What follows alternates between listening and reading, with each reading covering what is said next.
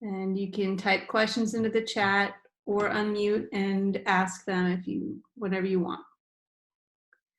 So the argument essay asks you to use evidence, and one piece of evidence has to be from a foundational document. And they will give you a bullet point list of documents to choose from.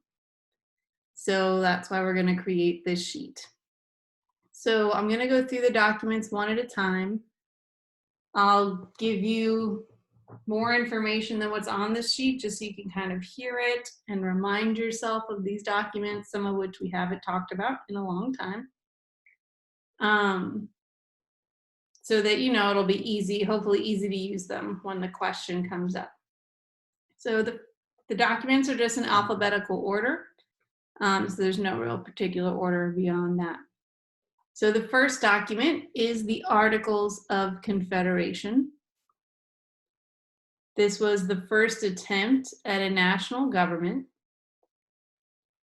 And the main thing we want to remember is that the people who created it feared too strong a national power and wanted to keep power with the states. So the Articles of Confederation was the government that was created that wrote the Declaration of Independence and fought the Revolutionary War. But it ultimately failed due to Shays' Rebellion and the government's inability to deal with Shays' Rebellion. It was not able to deal with Shays' Rebellion because of all the weaknesses. And so that's really the main idea of this document, is that it was a weak national government because it had no president, no national court system. They couldn't tax the citizens directly. They had to ask the states to tax their people, and then the states were supposed to pay the national government. They had no army of their own, so no standing army. The states instead would get their militias together to fight the war. And if a state wanted to go home, there wasn't much that the national government could do about it. If they wanted to write any laws, 9 out of 13 states, or what we call a supermajority, had to vote yes to agree to pass that law. And that was very difficult to do because the North and the South were divided on a lot of issues and they were 50-50. So getting 9 states on your side was hard. And then if you wanted to propose any amendments or changes to the Articles of Confederation itself, you needed it to be unanimous. So all 13 states would have to agree to any changes. So like if you wanted to add a president, all 13 states would have to agree. If you wanted to allow the national government to tax, again, all 13 states would have to agree. And the state of Rhode Island never agreed to any changes, so it was not going to be changed. So yeah, that's the Articles of Confederation. It failed again due to Shays' Rebellion, which was when the national government was not paying the Revolutionary War soldiers after the war because they had no money, because they couldn't tax. And when the rebellion started up, the state of Massachusetts asked for help dealing with that rebellion, and they were unable to help because they had no standing army. And while eventually the situation did get resolved, it didn't, go very well. So are there any questions about the articles? Pretty straightforward. So it was a weak national government. And it was mainly weak because it lacked a lot of things that we now take for granted in our government. So this is one of the documents they could ask for. If they do ask you to use it and you want to use it on the test, basically you would provide 1-sentence description and you could use the information in the description box. You would then take the main ideas and you would only want to pick the main ideas that have to do with your question. So maybe they're talking about, should states have more power than the national government? And you're giving your opinion on that. Well, then you could decide, the Articles of Confederation could be used to explain why that's a bad idea because it failed. You could even use it, though, to say, well, there are types of governments that have done this before, and so we should go back to it because now we'd be able to handle it. All right. So can I move? Does anyone need me to stay on this document for a little longer? And I'll put up a video of this so that you'll be able to see it later if you want to. All right, so we're going to move on to the next document, which is Brutus 1. Now these notes are for you, so you write down what's useful for you. If you already know the stuff, you don't necessarily need to write it down. It's just for you to have on test day. So Brutus 1 is an anti-federalist essay, which means they were arguing against ratification of the US Constitution. And just as a reminder, ratification was just voting to approve it. Anti-federalists in general like the Articles of Confederation, and they wanted to keep that form of government, not have a new one. Of course, they lost the vote. So Brutus 1 is a very long essay that lays out a lot of different reasons for why they do not like the US Constitution, but I've just listed a few of them here. It is not all of them, but you shouldn't need to know all of them for the test. So some of the main reasons why the author of Brutus 1 did not like the US Constitution was they viewed the national government as too powerful, and they were worried it would overpower and destroy the states. And so there'd be no more state governments or states being able to make their own decisions. It would just be one big national government controlling everybody, just like the king did from Britain. Some of the powers that they thought were too strong, or one of the main ones, was the power to tax. And the author of Brutus 1 was worried that with Congress's power to tax, they viewed that as one of the most important powers that there is, because it controls people's money, because then they can get a lot of money and spend it, and that gives them power, that Congress should not have this power, that only the states should have this power. They also did not like the US Constitution because of the necessary and proper clause. You might remember that this is a power given to Congress to write whatever laws they think are necessary, that they need, and that are proper, that they think are okay. From the perspective of the authors of Brutus 1, this means that they really have unlimited power, and that the nation, the national government would really be able to write any law they want, because they'd just be like, oh, well, it's necessary, so we're going to write that law. And so they were very concerned about that line in the Constitution, and therefore thought nobody should vote for it. And then we have that the nation is too large, with too many people and too many opinions, and that could potentially cause it to never get anything done. Or worse, possibly one group starts to try to control the other groups, and then that one group will just not let anyone have different opinions. Especially looking, at some of these arguments, there are people still today who do believe that there are some problems, maybe not as strongly as this, but there are worries that the national government's too strong and that states should be more free to do what they want. There's certainly concerns about taxes, right? Not everybody believes that, there's a lot of people believe that maybe we're paying too much in taxes. and that our national government, which has trillions of dollars to spend every year, that's too much. Certainly necessary and proper clause. Our government is much bigger than it was when we started. We now have 15 departments that do all sorts of things that 200 years ago they never could have imagined. And sometimes, our government has shut down because our Congress has been unable to make decisions because of all the different opinions. So, these arguments are still relevant today. Not everyone agrees with them, but there are people who do. So it's just something to think about. Does anyone need me to stay on this, or are we good to move on to the next document?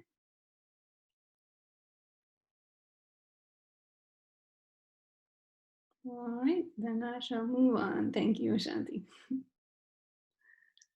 All right, next document is the Declaration of Independence. This one's pretty straightforward. It was a letter written by the government under the Articles of Confederation to the King of Britain, giving the reasons for why the 13 colonies wanted to be free and form their own democratic government. The main thing that we focused on for the purpose of the test were really kind of the principles, or what we call the beliefs, or the democratic ideals that are contained in this document that we then see in our own government. There's a lot of famous quotes like, "We hold these truths to be self-evident, that all men are created equal," getting at the idea of natural rights, and that everyone is born with rights like life, liberty, and property. So they say this outright in their letter, and it shows what they believe and what they believe the purpose of the government is.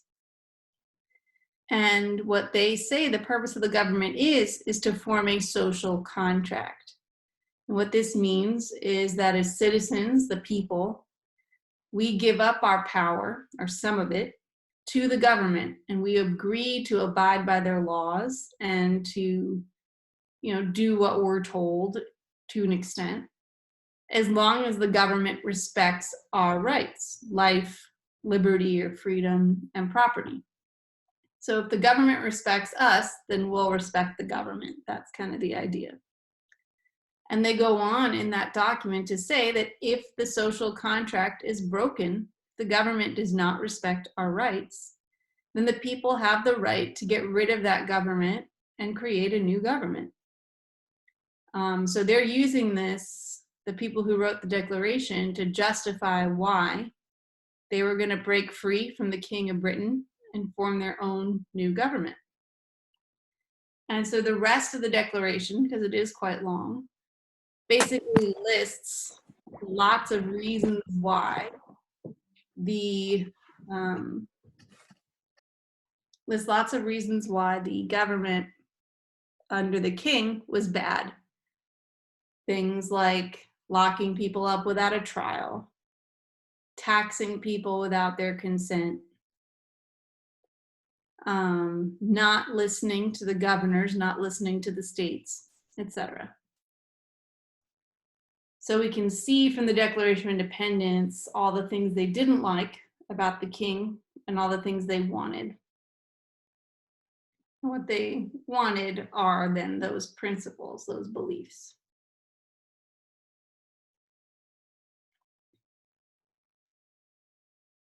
All right, are we ready to move on?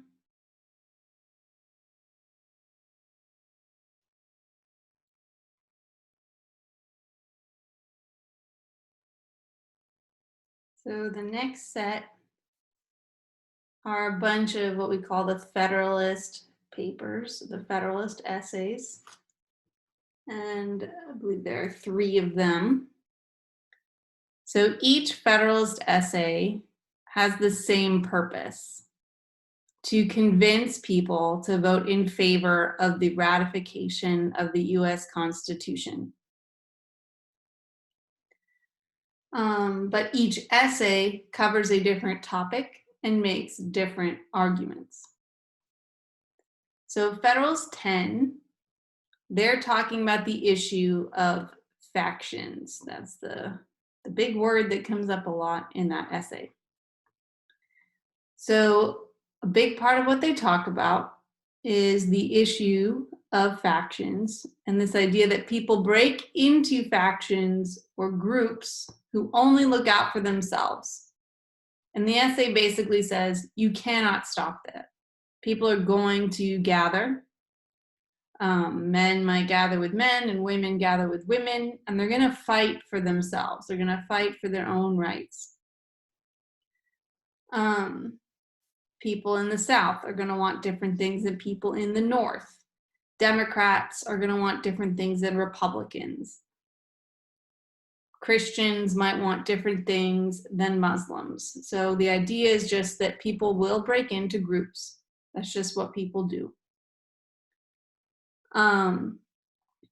So if you're worried about that, because you want us to be one United States of America, not a whole bunch of different groups who spend their whole time fighting, then the essay argues, the author of the essay argues, that the best way to come together is to actually have a very large republic, a large country run by one government who's elected by the people.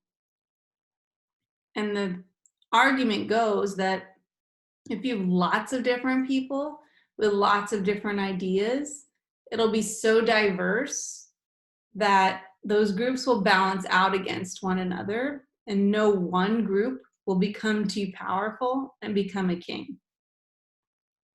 And we do kind of see that in our country. We have two big groups right now, Democrats and Republicans, when it comes to politics. But no one of them has dominated for forever. It always kind of goes back and forth and back and forth. And that might not have happened if it was a smaller country, according to Federalist 10. And we kind of see that because there are some states that are always Democrat or always Republican, and they seem to control everything. If you go to California, Republicans really get mad because Democrats really pretty much control it.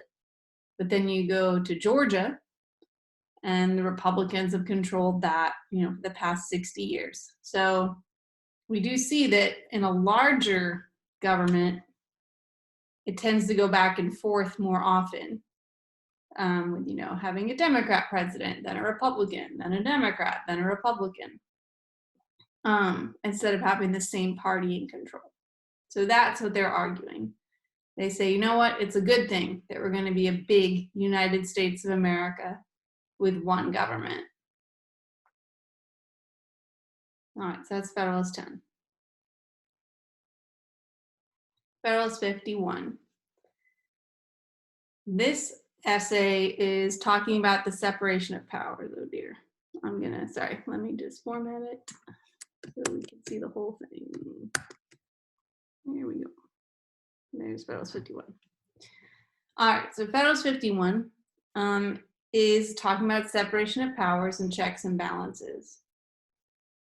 So in this essay, they're arguing that people should vote in favor of the US Constitution because it has separation of powers and checks and balances. They lay out the argument as such. So first, they talk about the fact that people are not angels. You're never going to elect the perfect person to government. They're always going to have some flaws. In particular, their flaws probably that they want power. That's why they're running for these really high offices. They want power. They may want power to do nice things, but they still want power. And sometimes that can be a bad thing. So the Constitution creates incentives or reasons for them to act right, even if they want to act wrong. So they lay out the idea that we need 3 separate branches of government: a president, Congress, and the courts, who are all independent of each other. They cannot tell each other what to do for the most part. And that they are elected or given their jobs independent of each other. So the president does not appoint members of Congress. Members of Congress do not pick the president, right? The people pick those. Though both the president and Congress pick the court members. The idea, though, is they are separate, right? We have our 3 separate branches. Then you pit the branches against each other. They have to work together to get anything done. So if the president wants to get a program done, he's going to need money from Congress. If Congress wants their law to actually happen, they need to get the president's signature. And then the president has to enforce it. And then, of course, we have the courts who are watching over all of this and making sure that the people elected are doing the right thing and are following the Constitution. So the idea is that each branch will try to get power for themselves, which might be a bad thing.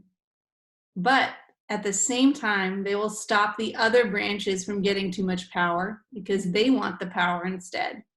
And in the end, that will balance, they'll balance each other out, and the people will be protected. And, we've kind of seen that. We've never had, the president have all the power or Congress have all the power. Sometimes it can move from one to the other. So sometimes it seems like the president is very powerful. Other times Congress is more powerful. So the balance changes, and we can't take it for granted that it will always work. But we do have, a government that's still functional over 200 years. And that's, I think, currently considered the longest running constitutional democracy. All right, does anyone need more time on Federalist 51?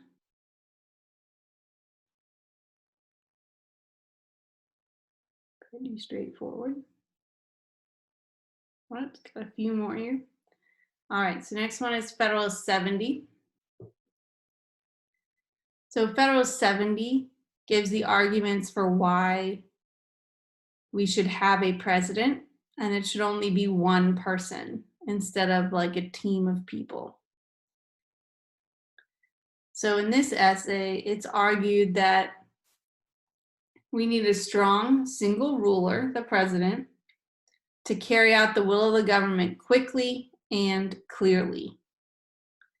They also say the reason that having one president instead of a team of people makes it easier to hold them accountable.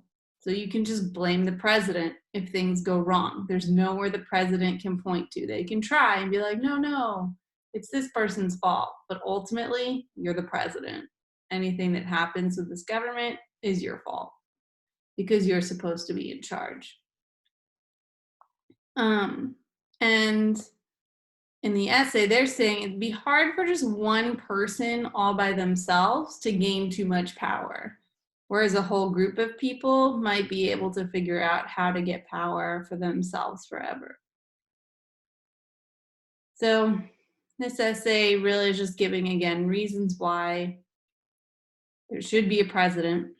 And this essay was considered important because a lot of people were very fearful of the office of the president.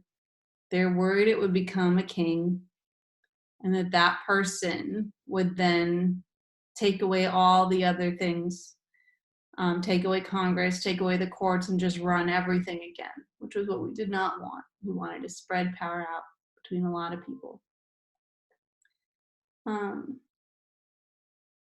So yeah, Federal 70 is pretty simple.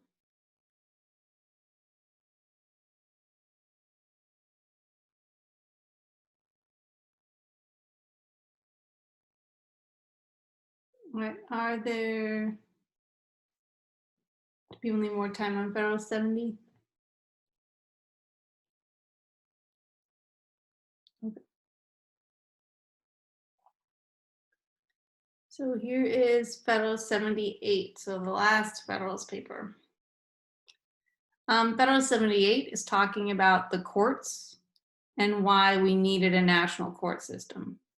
So remember the Articles of Confederation, that government had no president and no courts. So people really needed to be convinced that we needed courts that were higher than the state courts, since there were already state courts.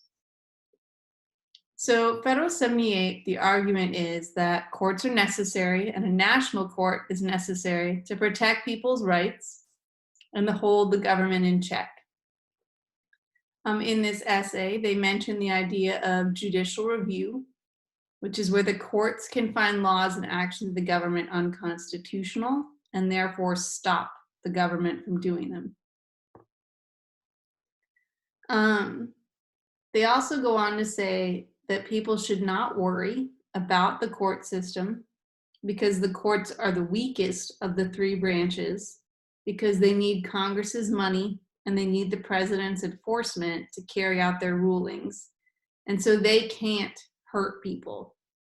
I think people were worried because the court, if you want to be a federal judge, you don't get elected and you serve for life. So some people were concerned, oh no, these judges will just become kings and they'll just do whatever they want, from locking people up to changing the laws, and there'll be nothing we can do about it.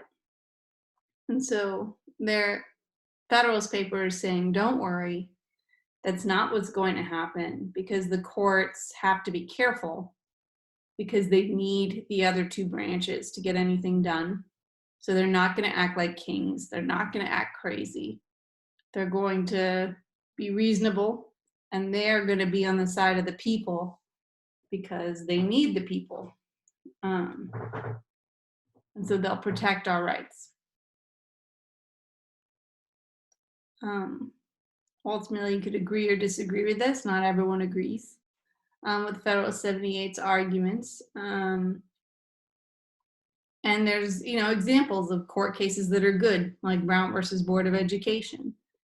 And there's also examples of court cases that have been very bad, like the Dred Scott v. Sanford case that said Black people aren't citizens. So we've seen examples on both sides, though hopefully and arguably we've seen more examples that are good than examples that are bad. And on the whole, courts have expanded rights, not taken them away. But we know that doesn't always work. It doesn't always work that way. All right, so that's Federal 78. And we just got two more here. So the next document is a little different from the other ones. It's the letter from Birmingham jail, written by Martin Luther King Jr. And really this lays out his arguments for why the groups he was in association with used direct action, which I'll talk about here in a second. And basically he was explaining the tactics or the strategy of the civil rights movement from those who thought it was too much and too in your face. So he makes the case in this letter. It's a very long letter. I know several of you read it as part of the assignment that I gave out in term 3. But he makes the case that it's important for activists to confront injustice head on. That could be protests, sit-ins, marches, even if it results in violent retaliation. So he's not arguing that the people that he's with be violent, but that he knows that if you go to, a lunch counter in a segregated restaurant and you sit there and you refuse to leave, that people might get violent with you. But you're not going to back down. You're going to confront the injustice and refuse to give up, even if it creates a riot. And he says that tension, that basically kind of increasing the likelihood of violence, is a way to create change by forcing everyone to see that what is happening is wrong. So he's basically telling people who are like, don't worry, it'll change, go to Congress, write a letter, that that's not enough. That you cannot just sit back and wait for change to happen. You need to act, even if it's unpopular, even if it causes tension, even if it causes violence. You have to act. Today, that might seem obvious, but when Martin Luther King and others were protesting, lots of people, even people who said they were on his side, like, oh, this is too much. You're causing too much trouble. This isn't going to work, so you should stop. And do it a different way. So he's confronting that.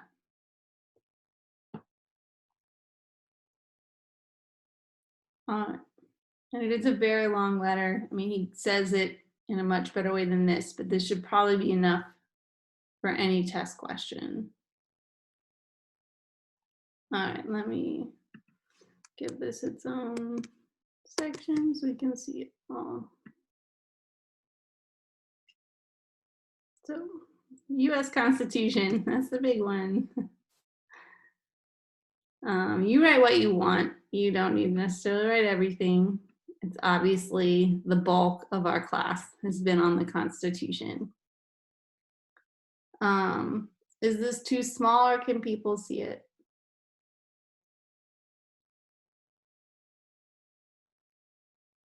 All right, I'll just leave it this way. Okay.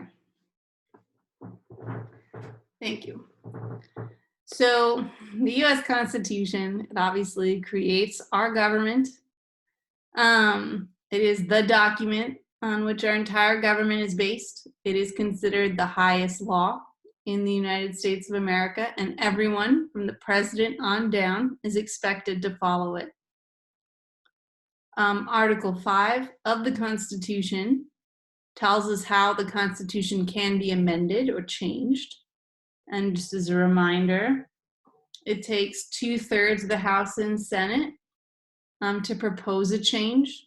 And then 3 out of 4 of the states have to agree to the change to ratify it. And once the change is made, that amendment is considered a full part of the Constitution, and then it becomes the highest law in the United States that no one can go against. The Constitution contains 5 major principles or ideals. First one is limited government. So in Article 6, we have the Supremacy Clause that says outright that the US Constitution is the highest law. This is mainly telling states that the states have to follow this too. Then, as we already talked about, there is the separation of powers. Article 1 of the Constitution gives the legislative branch its powers. It creates a House and a Senate, gives the House and Senate the power to write laws, control taxes and money, and also oversee the laws. Article 2, they create the executive branch. They give them its powers. And the basic idea is the presidents enforce the laws with their team, which is what we call the bureaucracy. And then Article 3 creates the judicial branch, which has courts that interpret the Constitution, use judicial review to find laws and actions of the government constitutional or unconstitutional. And those 3 branches, of course, create our national government. Between those branches, we have checks and balances, where each branch has power over the other, so no one branch becomes too powerful. For example, the president can veto a law written by Congress. Congress can impeach a president and remove them from office.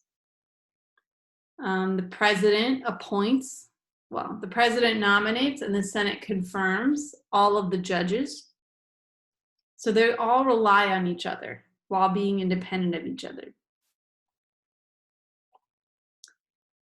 Next, we have popular sovereignty. So in the Constitution, people are given the right to vote on who represents them. and that would be Congress and the president. And the idea is that through the vote, the people have the ultimate power, because you cannot be president if the people do not vote for you. You cannot be in Congress if the citizens back home don't vote for you. So if you don't do the right thing, if you get power and you start acting crazy, the people will choose someone new.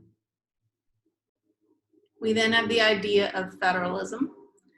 So even though we had a strong national government now, we do still have 50 states.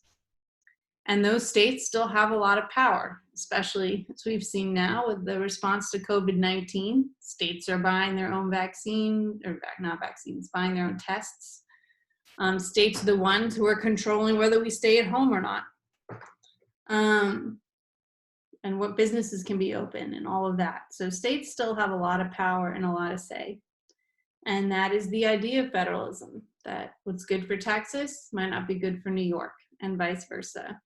So states elect their own leaders, have their own governments, and while they have to follow the national government's rules and guidelines, they're still independent. All right. And then we have the amendments. I've certainly not listed all of them. There are 27. But the first 10, as you should already know, are the Bill of Rights. And we've looked at many of those, from freedom of speech to search and seizure to the rights when you're in a trial. Amendment 10 creates reserve powers for the states. So that basically says that any power that is not given to the national government is reserved or kept for the states. So that's what gives them the power to open and close businesses. That's what gives them the power to decide a school, when schools start and end, and the fact that what happens in Maryland is different than what happens in Virginia. Amendments 13, 14, and 15 have to do with slavery, the rights of citizens. It expands the rights of citizens so that states now had to give rights to the people through selective incorporation. And then the last four, 15, 19, 24, and 26 are all about the right to vote. 15th Amendment is the right to vote based on race. 19th, right to vote based on gender. The 24th Amendment gets rid of the poll tax so that you don't have to pay in order to be able to vote. And then the 26th Amendment sets down the bottom, or sets the age at 18, so they have to allow people to vote once they've turned 18. And those all had to go through the amendment process. So 2/3 of the House and Senate proposed them, and then 3/4 of the states had to agree. So those are the documents. What I might suggest doing, what I'd suggest is, if you want to practice a bit more before Monday with the argument, with the argument essays, at some point, set aside 25 minutes of time. Pick one of the questions. It could be questions 2, 3, or 4, really up to you. And just have the notes you just took with you. And just set a timer and try answering the question in 25 minutes. Remember, you can look up stuff, so you could have your textbook with you. You don't want to spend a whole lot of time doing that, though. You want to just make sure you get the main idea and then just go for it, because your answer is not expected to be perfect when you've only got 25 minutes to write it. Yeah. So that's what I got. Are there any questions, comments, concerns?